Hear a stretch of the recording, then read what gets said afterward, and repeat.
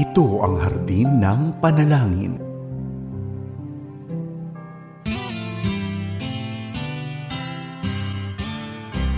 May harding mapananalanginan, doon si Jesus naghihintay. O kay inam ng panalangin ang hardin, doon kay gandang manalangin. Tayong natulog sa luklukan ng Diyos sa hardin ng pananalangin. Happy Sunday sa iyo, kaagapay. Purihin ang Panginoon sapagkat siya ay nananatiling tapat sa bawat isa sa atin sa pabago-bagong panahon, pabago-bagong sitwasyon, at pabago-bagong pag-uugali ng tao.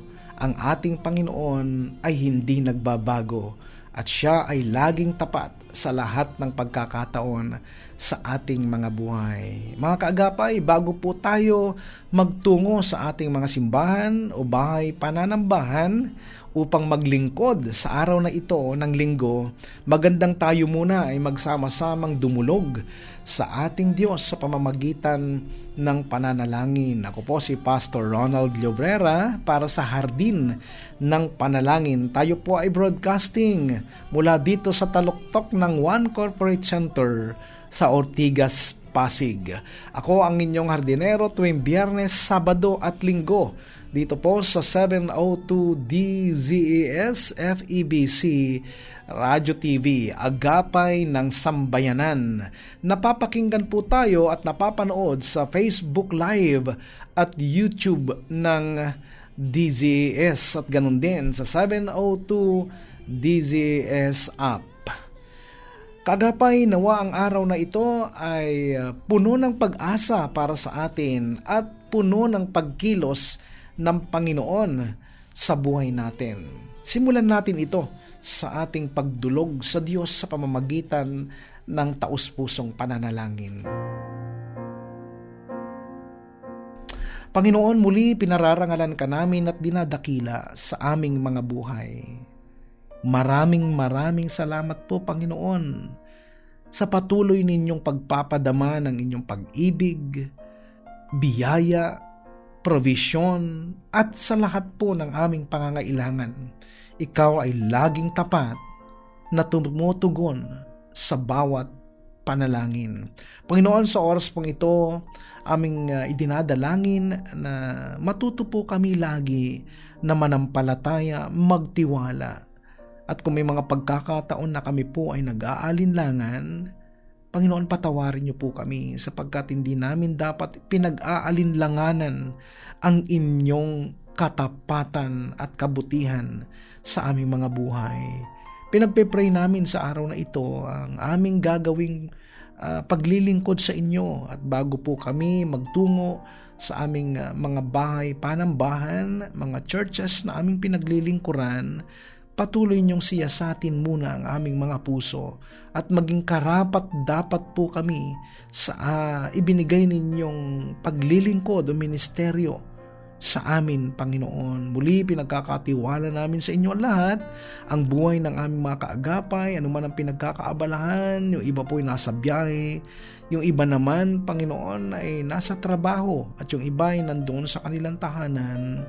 Panginoon, sa lahat ng aspeto ng aming buhay, sa lahat ng aming pinagkakaabalahan, naway lagi ka naming maranasan na ikaw ang aming lakas, ikaw ang sentro ng buhay ng bawat isa sa amin, Panginoon. Maraming salamat po sa umagang ito, Panginoon, sapagkat ikaw ang patuloy naming kasama na nagbibigay ng lakas at sigla sa aming pananampalataya. Binabalik namin sa iyo ang papuri at pagsamba sa pangalan ng aming Panginoong Hesus. Amen.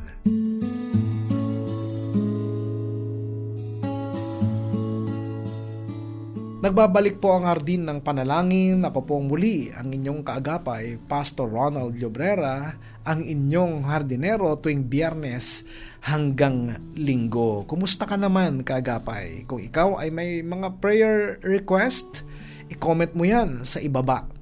At masaya kami dito sa Hardin ng Panalangin na ilapit yan sa ating mabuti at mapagpalang Panginoon. At kung hindi man namin mabasa lahat, umasa po kayo na sa aming mga personal prayer and devotion ay dadalhin namin itong mga listahang ito upang maidulog namin sa ating Panginoon. At kung may mga pagkakataon na paagapay na sinagot na o tinugon na ng Panginoon ang inyong mga panalangin, pasalamatan natin siya. Ipadala niyo po ang mensahe ng pasasalamat sa amin upang sama-sama nating ipagpasalamat sa Panginoon.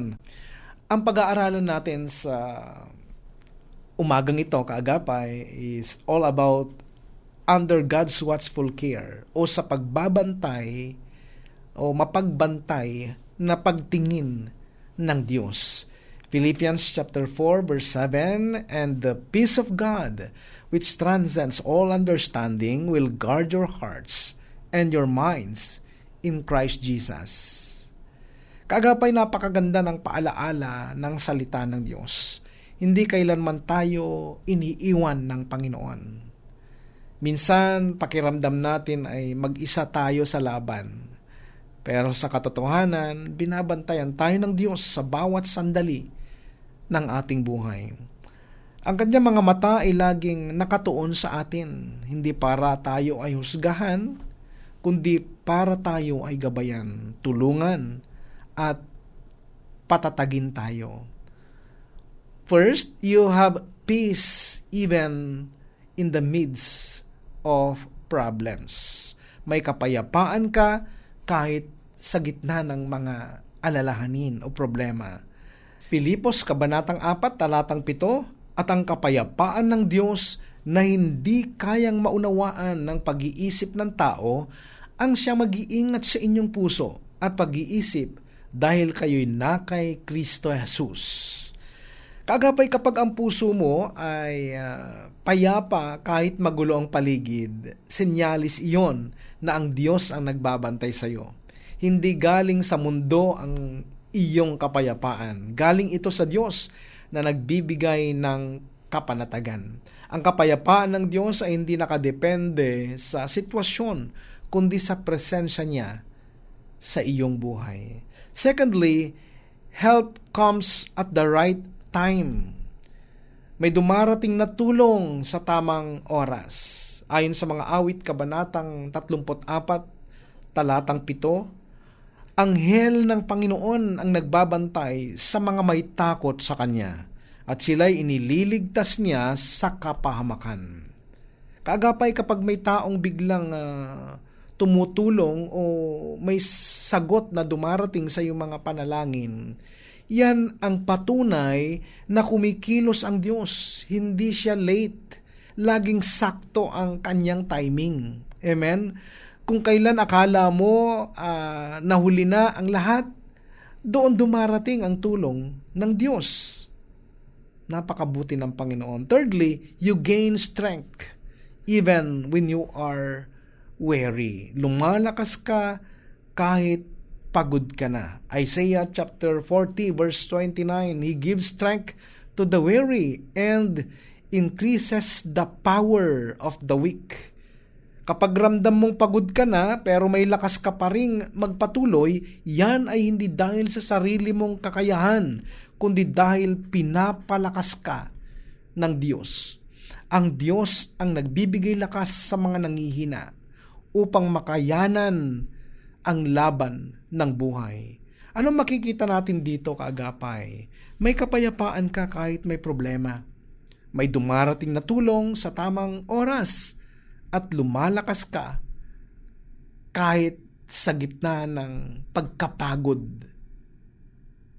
Ang lahat ng ito ay nagpapatunay na ang Diyos ay tapat at kailanmay hindi lumalayo sa atin. Ano ang maaari nating matutunan? Magtiwala sa plano ng Diyos kahit hindi mo ito lubos na nauunawaan. Magpasalamat sa bawat tulong na dumarating, malaki man o maliit. Patuloy na maglingkod kahit pagod dahil ang lakas mo ay galing lamang kay Lord.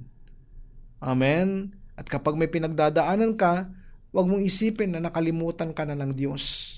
Tandaan mo, kapag payapa ka, may tumutulong sa iyo at may lakas kang magpatuloy, yan ay senyales na binabantayan ka ng Diyos. Proverbs chapter 3 verses 5 to 6, Trust in the Lord with all your heart and lean not on your own understanding. In all your ways, submit to Him and He will make your paths straight. Sa Tagalog, buong puso kang magtiwala sa Panginoon at huwag kang mananangan sa iyong sariling karunungan. Alalahanin mo siya sa lahat ng iyong mga ginagawa at ituturo niya sa iyo ang tamang daan. Kagapay bawat umaga ay bagong simula. Amen? Isang pagkakataon para muling magtiwala sa Diyos. Sa dami ng ating ginagawa at iniisip, minsan nakakalimutan nating ipasa sa Kanya ang ating mga plano. Ngunit tandaan natin, ang Diyos ay may mas mainam na daan kaysa sa naiisip natin. So, trust God fully, not partially. Magtiwala ng buo, hindi ng bahagya. Psalms 37:5, Commit your way to the Lord. Trust in Him and He will do this. Madalas nating sabihin, tiwala ako kay Lord. Ngunit minsan, kalahati lang ng puso natin ang nagtitiwala. Kapag natututunan nating magbigay ng buong kontrol sa Diyos, mararanasan natin ang kapayapaan na hindi kayang ibigay ng mundo. Another thing, don't rely on your own understanding. Huwag tayong umasa sa sarili nating kaalaman. Isaias Kabanatang 55 sa mga talatang 8 at 9, sapagkat ang mga pag-iisip ko ay hindi ninyo pag-iisip at ang mga daan ko ay hindi ninyo daan. Ang karunungan ng Diyos ay higit sa ating pag-unawa. Kapag tila hindi ayon sa plano natin ang nangyayari, tandaan natin na baka may mas maganda siyang inihahanda para sa iyo. Ang pananampalataya ay hindi laging naiintindihan mo lahat ng bagay, pero laging nagtitiwala ka. Next, walk daily in God's direction. Lumakad araw-araw sa patnubay ng Diyos. Psalms 38:2, I will instruct you and teach you in the way you should go. I will counsel you with my loving eye on you. Awit Kabanatang 32, talatang 2, iaakay kita at tuturuan sa daang dapat mong tahakin. Iingatan kita at ituturo ko sa iyo ang tamang daan. So kapag isinusuko natin ang ating mga plano sa Diyos tuwing umaga, tinutulungan niya tayong mamuhay ng may direksyon at layunin. Ang taong nagtitiwala sa Diyos ay hindi maliligaw dahil siya mismo ang patnubay. Ang pagtitiwala sa Diyos ay pundasyon ng matagumpay na araw-araw. Magtiwala ng buong puso sa Kanyang mga salita, sa Kanyang kayang gawin sa ating buhay. Huwag umasa sa sariling kaalaman. Lumakad sa Kanyang patnubay araw-araw. Ipanalangin ang iyong mga plano bago simulan ang trabaho o pag-aaral. Iwasan ang magmadali o magdesisyon ng hindi humihingi ng gabay sa Diyos at magpasalamat tayo sa Kanya sa bawat takbang. Kahit maliit na tagumpay, ipagpasalamat natin sa Diyos. Tanungin natin ang ating sarili, buong puso ba akong nagtitiwala sa plano ng Diyos?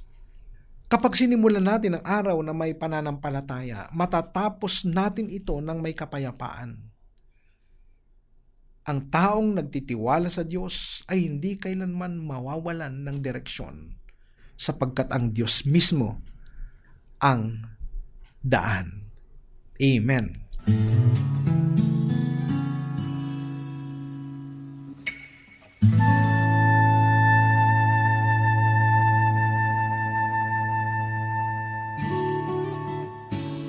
sa diwa ng pagkakaisa.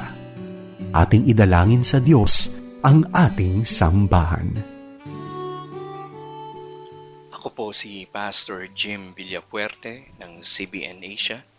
Tayo po'y manalangin. Ama naming Diyos na makapangyarihan sa lahat, kami po ay lumalapit sa inyo ngayong oras na ito na may pusong mapagkumbaba, puno ng pag-asa at pananampalataya. Kami po ay nagpapasalamat sa inyo, Panginoon, sapagkat hindi nyo pinabayaan ang aming mga simbahan. Sa kabila ng mga pagsubok, krisis at pagbabago ng panahon, ang iyong simbahan ay nananatiling matatag dahil sa iyong katapatan. Salamat po sa bawat lokal na simbahan, malalaki man o maliit, nasa lungsod o liblib na lugar ay patuloy ninyong ginagamit upang ipahayag ang iyong salita. Salamat po sa mga pastor, sa mga manggagawa, mga guro ng Sunday School, mga worship leaders, mga elders, mga deacons, at bawat miyembro ng buong pusong naglilingkod para sa iyong kalalatian. Tunay nga, Panginoon, ang iglesia ay katawan ni Kristo, iba-iba ang tungkulin, ngunit iisa ang layunin na ika'y maparangalan. Panginoon, gamitin ninyo po ang simbahan upang maabot ang mga nawawala. Bigyan niyo po kami ng malasakit sa mga kaluluwa, sa mga kabataan, sa mga pamilya, at sa mga nawawala ng pag-asa. Bigyan niyo po ng lakas ang loob ang bawat isa na maging saksi sa iyong pangalan. Hindi lamang sa pulpito, kundi sa bawat araw ng aming buhay. Maging ito ay sa eskwela, sa trabaho, sa loob ng bahay o sa komunidad. Naway maging buhay na patotoo ang bawat miyembro ng simbahan ng iyong kabutihan, kalaltian, at ng iyong biyaya. At sa mga simbahan na dumaraan sa matinding pagsubok, sa mga pag-uusig, nilalait o tinatanggalan ng kalayaan, kami po ay nakikiisa sa kanilang pananampalataya. Patatagin niyo po sila, Panginoon. Ipaalala ninyo sa kanila na hindi sila nag-iisa. Ang kapangyarihan niyo po ay sapat at ang inyong biyaya ay sapat para sa kanila. Sa bawat luha ng paglilingkod, may ani ng kagalakan na naghihintay. Salamat po dito, Panginoon. At sa lahat, Panginoon, naway hindi po kami makalimot na ikaw ang Panginoon ng aming mga simbahan. Hindi po ito tungkol sa pangalan ng aming simbahan, laki ng gusali o dami ng miyembro. Ito po ay tungkol sa inyo, sa iyong presensya, sa iyong kalalatian, at ang layunin niyo po para sa mundo. Kaya dalangin namin, Panginoon, na ikaw ang patuloy na mamuno sa aming mga simbahan. Ikaw lamang, O Diyos, ang aming pag-asa. Gamitin mo ang aming simbahan upang itayo ang iyong kaharian dito sa lupa gaya ng sa langit. Sa lahat ng aming ginagawa, ikaw po ang malalati. Ito po ang aming dalangin sa matamis na pangalan ni Jesus. Amen at Amen. At sa sandaling ito kaagapay, dumako naman tayo sa pagdulog sa pamamagitan ng pananalangin at ipagpipray po natin yung mga panalangin kahilingan ng bawat kaagapay natin na nagpadala ng kanilang mensahe. Panginoon, sa oras pong ito muli kami lumalapit sa inyo, nagtitiwala, Panginoon. Pinagpipray, O Diyos, ang mga panalangin kahilingan na nandito sa listahan. Lord, alam namin na hindi nyo po bibiguin ang bawat isa sa amin sapagkat kayo po, O Diyos, ang aming Ama na hindi nagpabago sa pabago-bagong panahon. Aming Diyos, kami dumudulog at idinudulog namin sa inyo si Jeremy Saria, Panginoon. At ang aming panalangin para sa kanya ay para sa kanyang mother na si Nanay Leona Panano. At ang kanilang panalangin, Panginoon, ay kalakasan, Panginoon, at makakilala siya sa inyo. Tanggapin kanya bilang Panginoon at tagapagligtas ng kanilang buhay. Panginoon, patuloy din namin pinagpipray si Lolit Andia, Panginoon, na ligtas siya lagi, Panginoon, na maglilingkod sa inyo. At alam namin, Panginoon, na sila din naman ay nangangailangan lagi ng inyong paggabay, Panginoon. Huwag niyo silang biguin. Lahat ng tao, yung mga anak ninyong umaasa sa inyo, Panginoon. Alam namin na walang sayang na panahon sa presensya po ninyo. Napapapurihan kayo sa aming mga buhay. Lord, patuloy namin inilalapit sa oras na ito, O Diyos, si Sister Lope Elpa Neyo, Lord. Ang kanya pong panalangin, O Diyos, ay maging maayos na po yung pag-aayos nila ng SSS pension. At alam namin, Panginoon, na sa pagdating ng mga ganitong pagkakataon, medyo mahihirapan doon sa pagpila, Panginoon, sa mga requirements. Kaya alam namin na kayo din naman ang tutulong sa kanila para mapadali, Panginoon, ang kanilang pagpoproseso ng SSS benefits, Lord, lalo na po ang pension, Lord. Panginoon, pinagpe-pray din namin Sister Edarlina Abad, Lord, at ang kanyang panalangin ay kalakasan, Panginoon, proteksyon para sa kanya at kanyang buong pamilya. Huwag mo niyo po siyang pababayaan, Panginoon. Lord, pinagpe-pray din namin sa oras na ito, O Diyos, ang aming kapatid na si Edarlina Abad, Lord.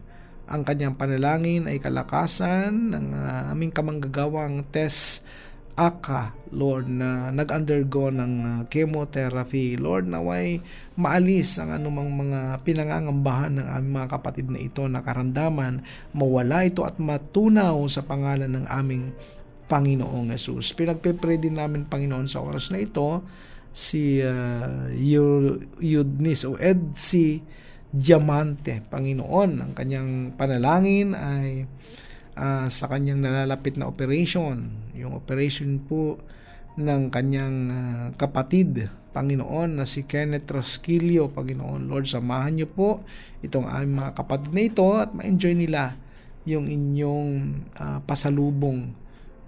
Lord, pinagpe-pray namin, Panginoon, si Edsi Diamante, Panginoon, sa nalalapit na operation ng kanyang kapatid na si Kenneth Rosquillo, Panginoon, na maging matagumpay, Panginoon, yung gagawin sa kanya na operasyon sa pangalan ng aming Panginoong Yesus, Lord, na mapagtagumpayan din ng aming kapatid na ito ang mga pagsubok, lalo na po ang mga pangangailangan nila sa kanilang pagpapagamot, Panginoon. Lord, pagpalain niyo po si Brother Kenneth Rosquillo, ingatan niyo po siya. Lord, pinagpe-pray din namin sa araw na ito, Panginoon, si Yoli Ramos, Panginoon, ang kanyang panalangin, kahilingan ay mas magamit pa siya sa ministry, Panginoon, anuman ang pinaglagyan niyo sa kanyang ministeryo, Panginoon. Lord, patuloy siyang maging effective dito sa ministeryo ito at mapapurihan ka sa kanyang buhay habang ginagawa niya ang ministry na pinagkatiwala niyo po sa kanya. Patuloy din namin pinagpe-pray si Maria Teresa Mercado, Panginoon. Ang panalangin namin para sa aming kapatid na ito ay patuloy na kalakasan at inyong biyaya ay maranasan po nila. Ganun din ang kanyang ate Baby Perez, Panginoon, and Kuya Mando sa kanilang kasalukuyang pagpapagamot, Panginoon, chemotherapy. Lord, kayo po, Diyos, ang mag-provide ng kanilang pangangailangan sa pagpapagamot na ito. Patuloy din namin nilalapit sa inyo si Sister Rhoda Gendrano, Panginoon. Ang aming panalangin para sa kanya ay yung kanyang family, Panginoon, na laging maging united at maging matatag sa anumang mga pagsubok na pagdadaanan ng family ni Sister Rhoda Gendaro, Panginoon. Lord, pinagpe-pray din namin si Edina Melia, Panginoon, ang kanyang panalangin para sa kanyang apo na si Amari. Lord, na may sakit, may ubo, may sipon, minsan nilalagnat, yung kagalingan, Panginoon, alam namin na ikaw ang magbibigay nito sa apo ni Sister Edina Melia. Lord, patuloy ko rin pinagpipray si Teresa de la Cruz, Panginoon. Ang aming panalangin ay complete healing para sa kanya, Panginoon, na ngayon po ay nasa ICU Lord, for dahil nga sa kanyang heart enlargement, Lord, patuloy niyo sila ingatan, samahan, Panginoon, at walang anumang magpapahirap sa kanilang pagsubok na hindi nila matatagumpayan, Panginoon. Lord, ang katagumpayan ng kalakasan, alam namin na ito po ay galing sa inyo. Kaya po, Diyos, nagtitiwala lamang po kami sa inyong kayang gawin. Patuloy din namin pinagpe-pray, Panginoon, si Nanay Arsenia Caleon, Lord. Patuloy niyo ingatan si Nanay Arsenia Caleon, ang kanyang buong pamilya. Anuman ang pinagdadaanan nila, alam namin na imimit niyo ito, Panginoon. Katatagpuin niyo sila para sa kanilang katagumpayan at ma-accept o ma-receive nila yung blessing po ninyo sa kanilang mga buhay. Lord, pinagpe-pray ko rin si Pastor Brother Nolito Miranda. Panginoon, Lord, ingatan niyo po si Pastor Nolito Miranda sa lahat ng kanyang activities, ginagawa, lalo po sa kanyang negosyo, Panginoon.